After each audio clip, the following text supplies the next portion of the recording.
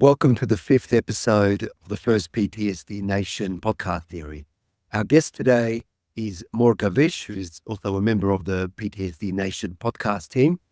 Mor is originally from Israel, has been based in the US on the West Coast for quite a few years recently, working there as a therapist, focusing specifically in the area of trauma. When I approached you about a year ago to consider doing this PTSD podcast series, and it was interesting because you felt that it was something that was very much needed, and this was pre-October 7th, and here we are post-October 7th, and I imagine the need is even greater.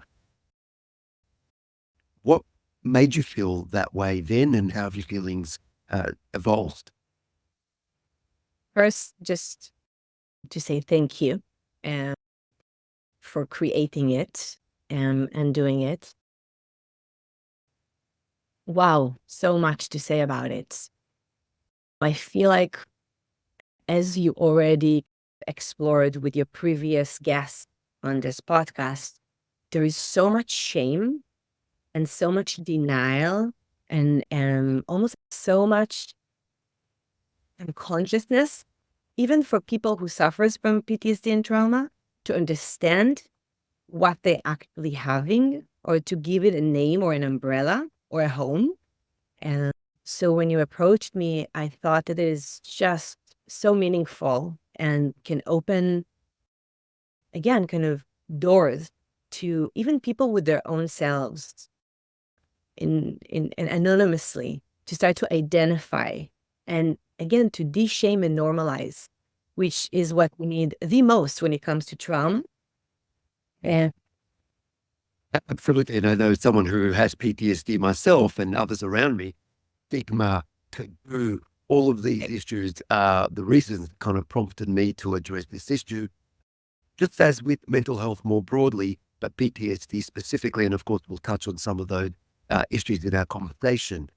Just a little bit more about your background in terms of your treatment and what you do in Yeah. the US.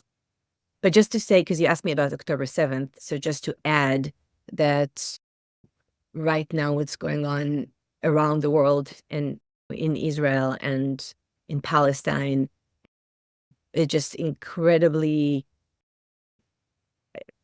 obviously painful and traumatizing, both to the people obviously there in the war from both sides, but vicariously to almost all of us. And so even to deepen the awareness around what trauma looks like and what can we do to relieve some of it, and how to deal with different elements of big feelings or bad feelings in this time is even more essential. So thank you for doing this really beautiful, creating this beautiful platform. And thank you for agreeing to join us on this journey as well. Yeah, of course. Thank you. So now with the question around, maybe I'll start with just a little bit of what PTSD even means, and then what I see in my little sample in my practice over the years. So just to very briefly, when I think about PTSD, it's like a layer. So I think about trauma, right? And trauma stems from the Greek word wound.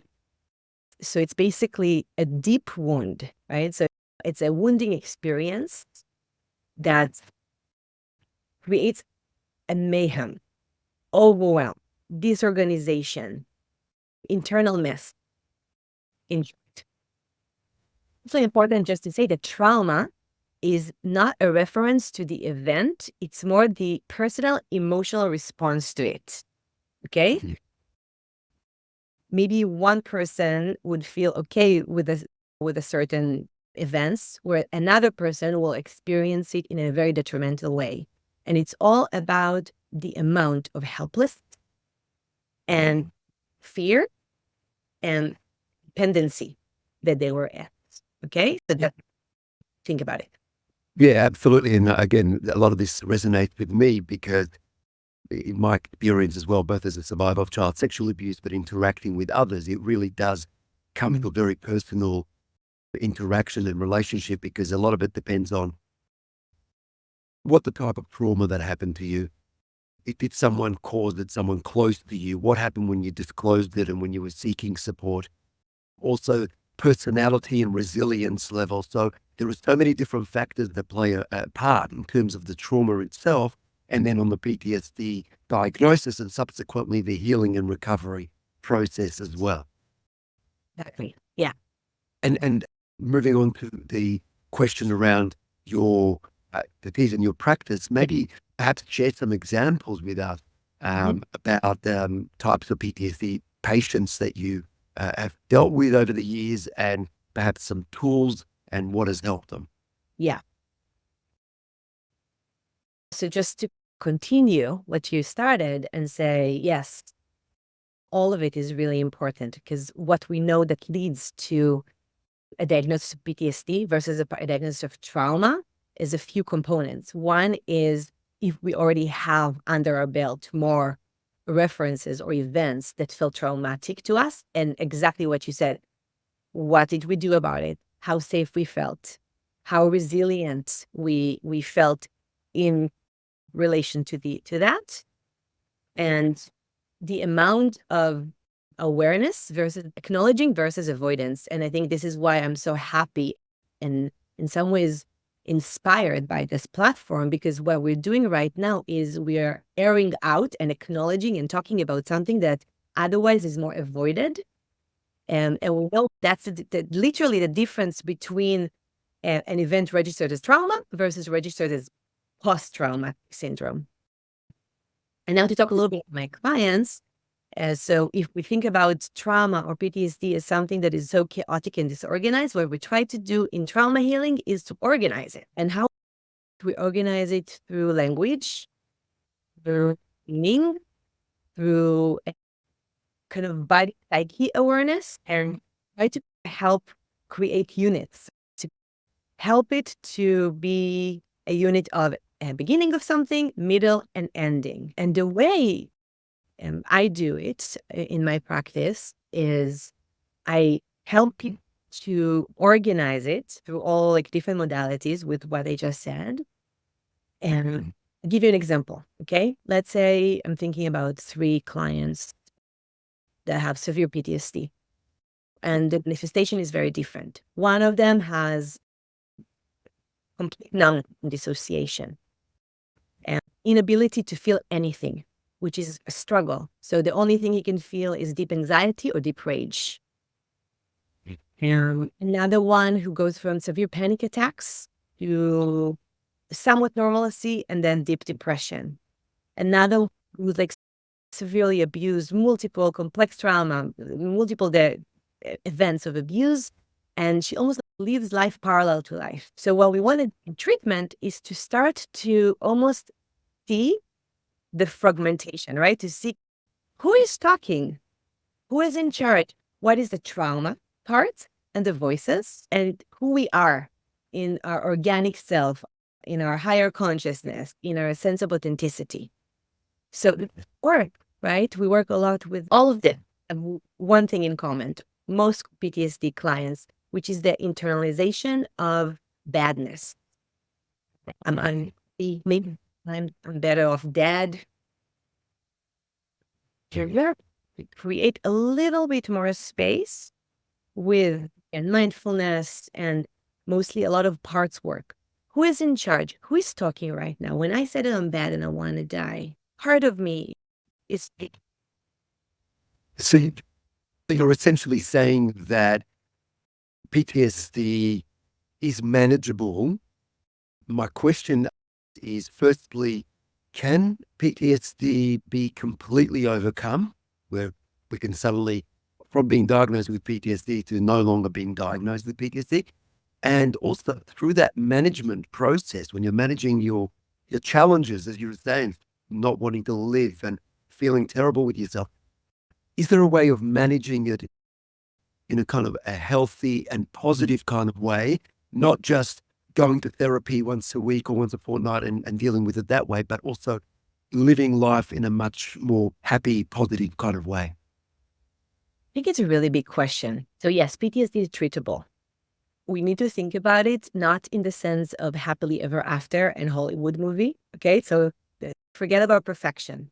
We're talking about imperfection. What we want to do, what we see is that when there is more integration, I like to think about it as bridges.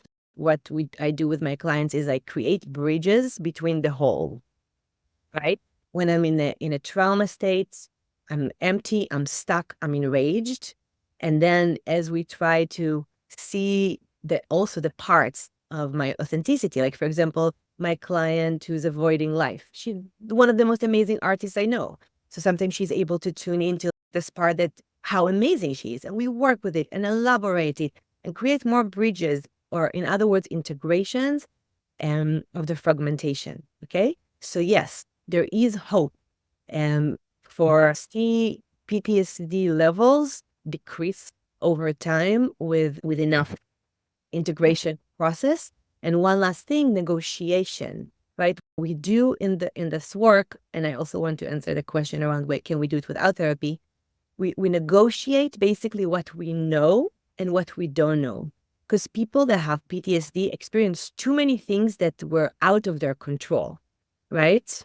So what we try to do in healing trauma is to help bring those voices or those parts that are connected to who they are before the trauma and after the trauma. So they will offer a parental care, okay, or supervision or reminder that it will pass and that you're okay. Again, this is how we build a bridge. Almost like regaining control. Is that essentially what you're trying to Exactly. do? Regaining a sense of agency, right? Which is different than control, because in control, that's what the PTSD is trying to do. I'll be vigilant. I won't sleep. I'll make sure that everything and everyone is under my thumb in some ways. And then I create so much anxiety or dissociation or a sense of deep depression, right? So in healing trauma, we actually build resiliency, which is imperfect. And sometimes we won't know and we won't be certain and we won't be in the absolute. But what we do have always is the sense of us that is our organic or authentic parts, right? The amazing artist of my client is always there, right? Sense of kindness of this other client who goes from panic to depression is always there. So we work with that as a voice that can come back, almost like to soothe, to help, and to offer a different kind of negotiation. And just lastly, if people can heal without therapy, I think there is so many different amazing, again, people are an amazing creature in the sense of we are resilient. That's why most people won't develop PTSD. And we might have it for 1 month or 2 months after the event, but most people are resilient to come back with talking about processing it, having people witnessing, seeing them. Therapy, of course, helps when it's more complex and happens in childhood and or military. Yeah. Interesting. Obviously, the Jewish community has been immersed in trauma over the centuries, millennia, and obviously most recently with what's happening in Gaza and elsewhere. Can trauma be passed on intergenerationally? And is there such a concept as culture of trauma? And would you diagnose the Jewish community with collective trauma? Wow, I think it's a really good question. Yes, and yes, 5 exclamation points. Yes. We know so much about intergenerational trauma. So essentially, in a sentence, especially when we think about Jews right now in the context of what's happening, I also hold space for the other side and all the difference. But if we think about Jews, there's something really significant, right? Because there is a sense of persecution that actually happened. Part of it is really real. Part of it is like mythological almost, biblical, right? But yeah, we just, 70, 80 years ago, how this huge, insane genocide, and how does it affect us? So intergenerational trauma passes down through the lineage in a very, almost like nonverbal and unconscious way. And how it passes down. Let's say if I'm a Holocaust survivor, right? I just had the most intense thing. I lost all of my family. I am shut. How available I am emotionally, how safe I am to myself, to my kids. How do I respond to stress? How do I respond to triggers? And what is my modeling them around self-soothing or taking care of me or them?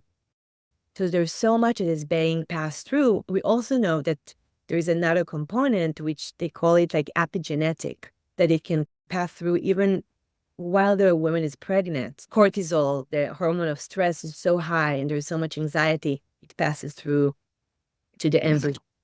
And yeah, intergenerational trauma is real. And I think that right now there is so much vicarious trauma for Jews around the world, and also rising of anti-Semitism. It increases the already hyperactive nervous system, fear of annihilation. Yeah.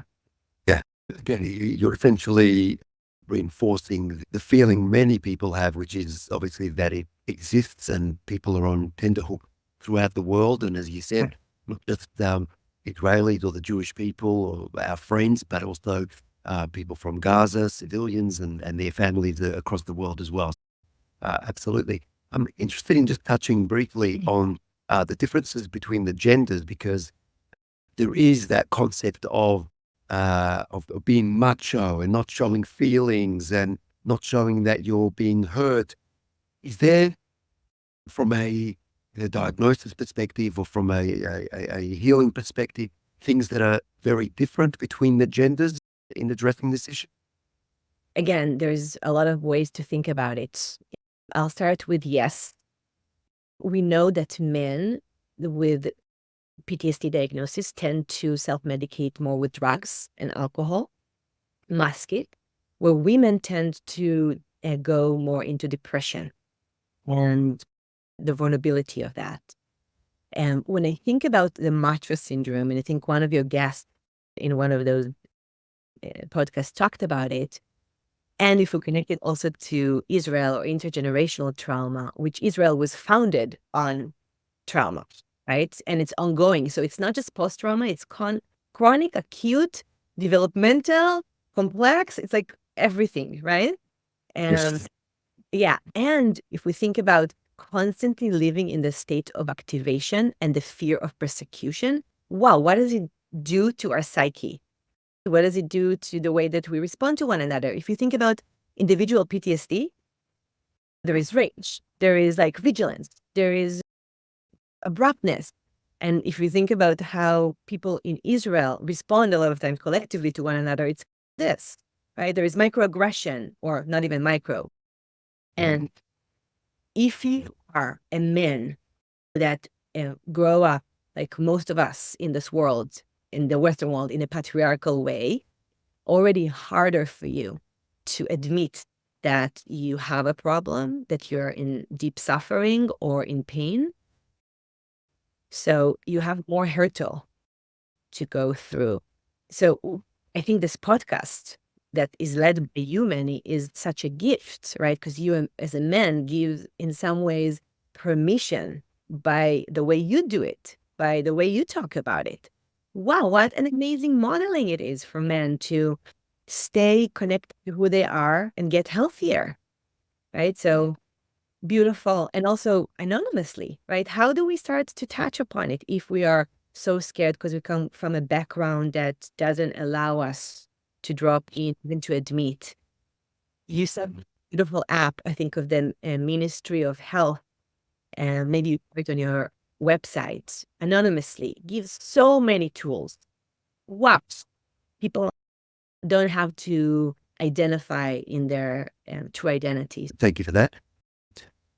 What's the difference between having PTSD as a result of a trauma that happened in childhood versus trauma that happened in adulthood? Is there a difference, and in what way does it manifest itself? Yeah, well, as kids, there is this like sense of deep dependency. And we know that even when one as an adult experience trauma, let's in military or even like later on in life, when they have dependency. And it's part of the main components that create an event or register it into trauma or post-trauma. So as kid, it's like multiply by infinity. There is naivety, there is dependency, there is fragility, and we constantly looking for someone else to take care of us, whether we like it or not.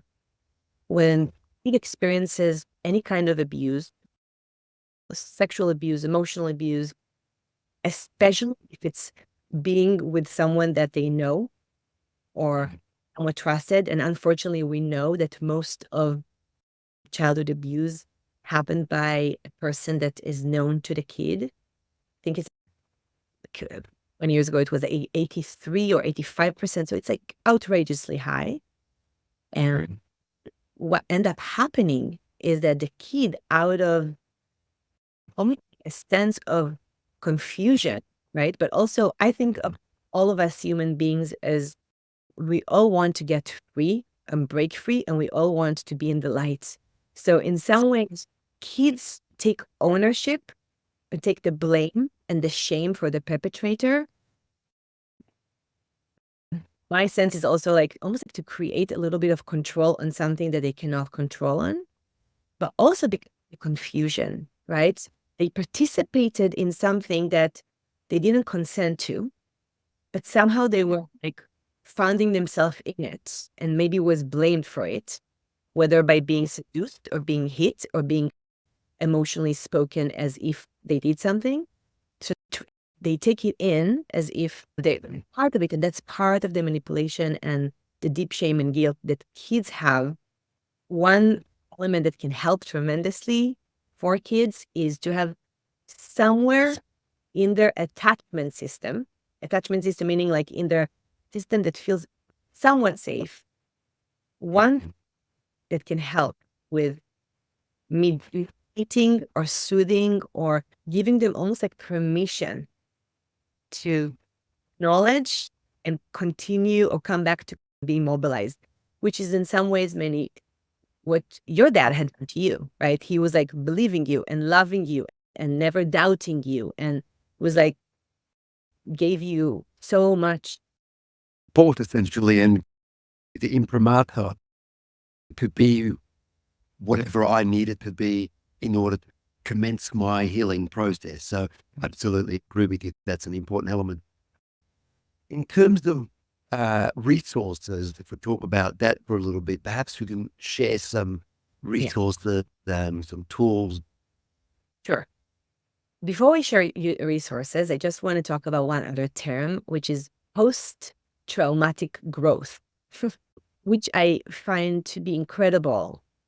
And when you asked earlier about perfection and or imperfection, if people can get he better or not, one of the things we see more and more is when there is enough, again, imperfect integration of the trauma with with the sense of who we are, right? Our strengths, our ability to overcome moments of fear.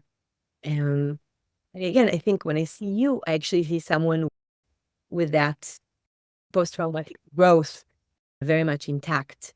So it's like deconstructing and then reconstructing our sense of trauma. People that experience so much trauma have this almost, I like to think about it as like sixth sense.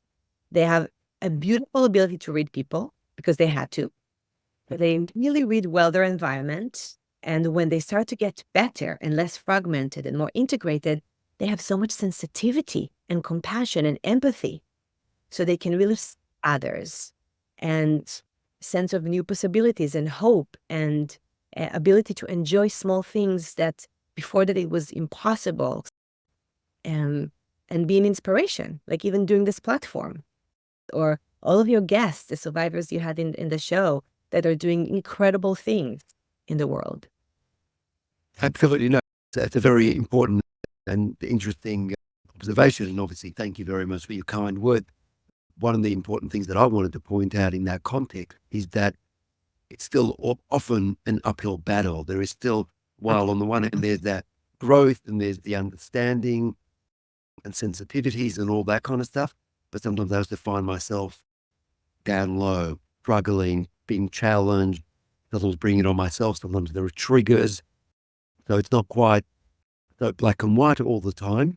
Not that you were suggesting that it is, but it is an ongoing kind of battle often to stay on that path. Yes. But yeah. Thank you for saying it, because I never want anyone that is listening to us to think that it's a Hollywood ending, right? That it's going to be perfect.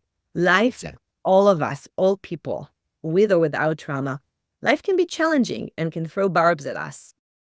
And so what I meant about the post-traumatic growth is that there is hope where you can see things from a more almost like holistic or integrated place with possibilities. And yes, you have moments where you can't get out of bed, and you have moments when the triggers are so hard that you forget, but then you remember. Unlike forget, and you have to be heavily medicated, self-medicate with drugs and alcohol in an unsupervised way to even make sense of yourself, right? Or suicidal. It's a different kind of hard. But yeah, thank you for speaking and talking about the complexity. Absolutely. So maybe to wrap things up, about focus on resources now so we can impart. Okay, so there's lots and lots of ways and resources. I'll just focus on a few.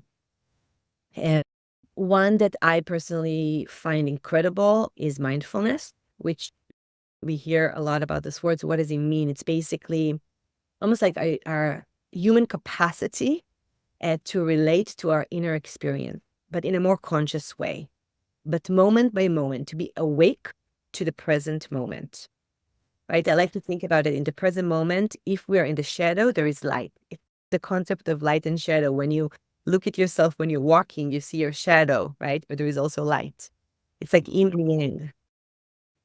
So how do we mindfully or awake, like being awake and without judgment, place attention inward, right? It can be on our thoughts, our body awareness, like sensations and breath patterns, images, but with a way that it's almost like we don't need to fix it or avoid it.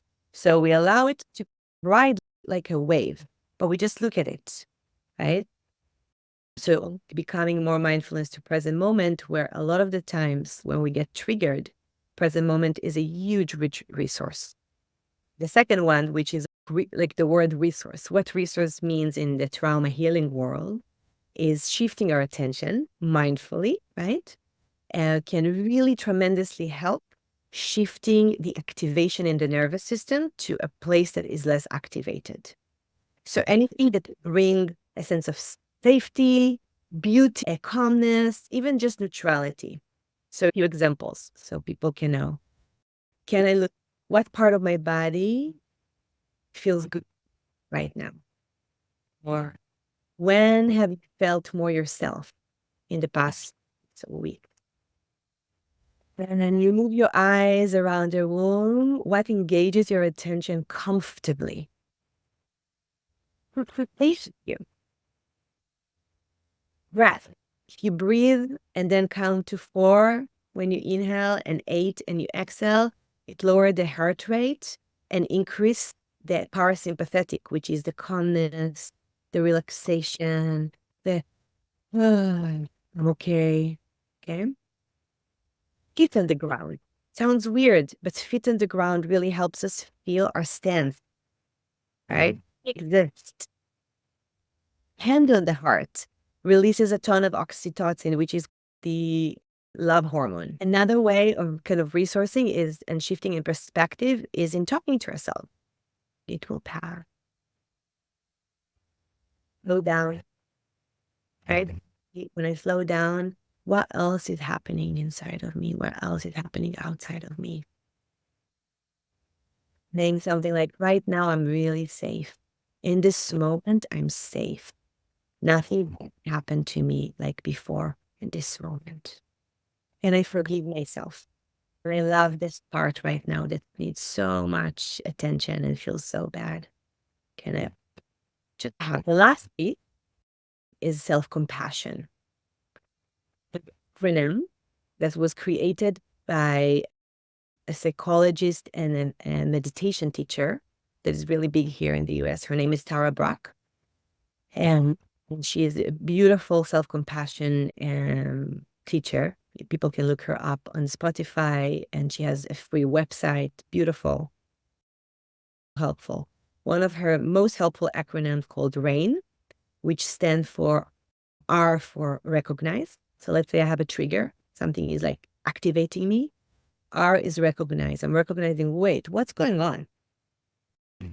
Thoughts, my behaviors, and what's affecting me in this moment. I'm just looking at it. A, allowing. I'm allowing the experience to be, again, like with a mindfulness, to be without the need to avoid it or fix it. If it's much and it's a little scary as I'm riding the big waves, I can whisper to myself, it's okay. I'm okay. I allow it to move through me. I'm not it. Just like it does in other times. A stands for investigate. Investigating with interest and care and curiosity and focus on present experience.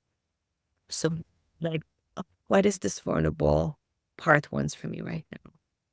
What are the beliefs that this heart is holding?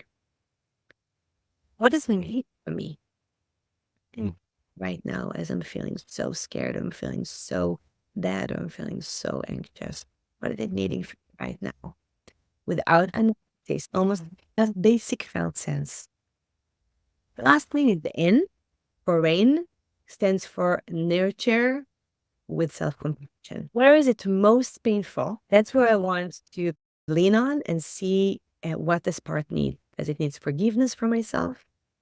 Does it need acknowledgement, space? I'm here with you. I love you. Yeah. Amazing. On that note, Mor, thank you so much for this insightful conversation. Really fascinating. And so thank you for that. And to our listeners and viewers, thank you for starting this journey with us.